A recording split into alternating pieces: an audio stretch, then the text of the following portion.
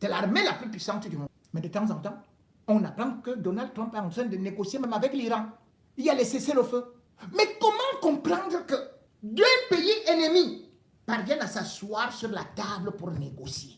Les États-Unis, super grande puissance, tout comme aussi parfois même l'Ukraine et la Russie, et d'autres viennent pour engager des négociations. Mais comment donc comprendre qu'au Cameroun, les anglophones étaient leur chose en... Ils ont tout simplement fait des revendications tout à fait légitimes. Et que les Atangandji, alias Moulinette, bras droit de Ngongo, aient décidé, tout comme Laurent Issou, de mater et de massacrer. Au lieu du dialogue, ils ont fait que leurs communicants utilisent tous les vocabulaires hitlériens moussoliniques. Oui, les cafards, oui, les cancrelats. Il suffit qu'on envoie le bir, comme disait Onangini, et on va les écraser comme des rats. C'est en 48 heures, c'est terminé. Ils se sont vus tellement forts que les voilà qui ont un. Et en même temps, cette guerre, derrière, ça profitait.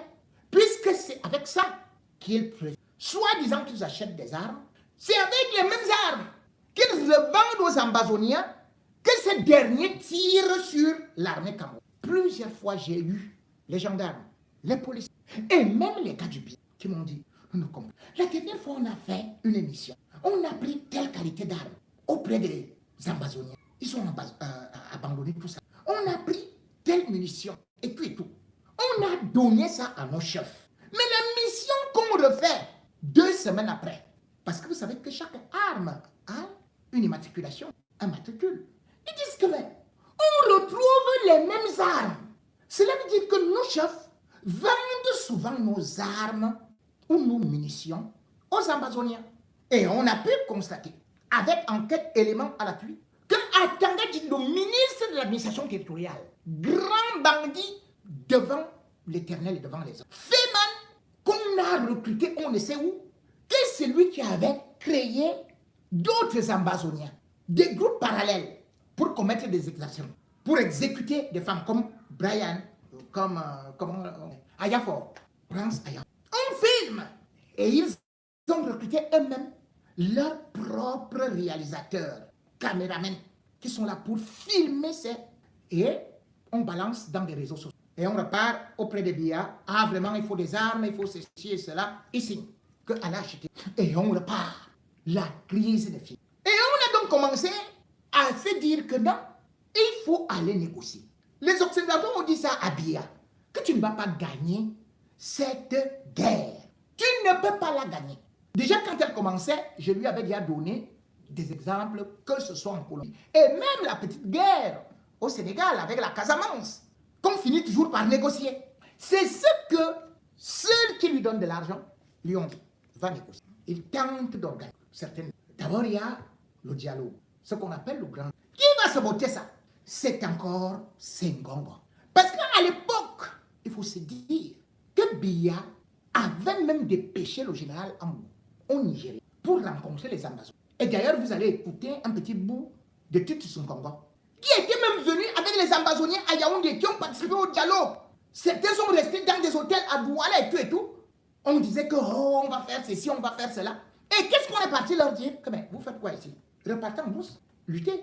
On a annoncé en 2022 d'autres négociations. Tantôt c'était le Canada, tantôt c'était la Suisse.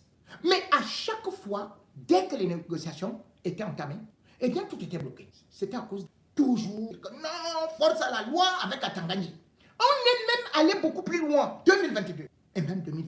On se rend compte que ce soit au mois de mars, juillet, le régime a tenté de faire même sortir Abdou Tabé.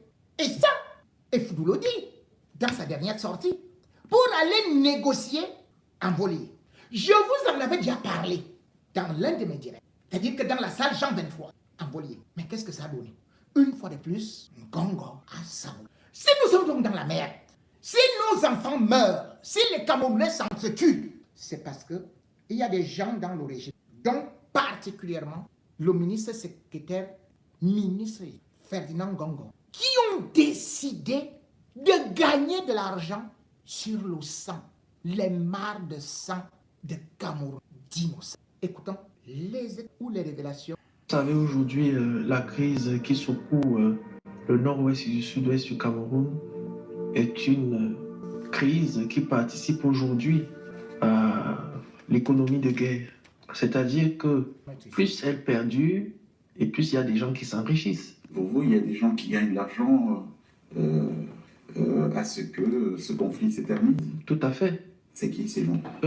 Avant de répondre à votre question, concrètement, je voudrais dire que cette crise, je l'ai vécue et subie dans ma chair.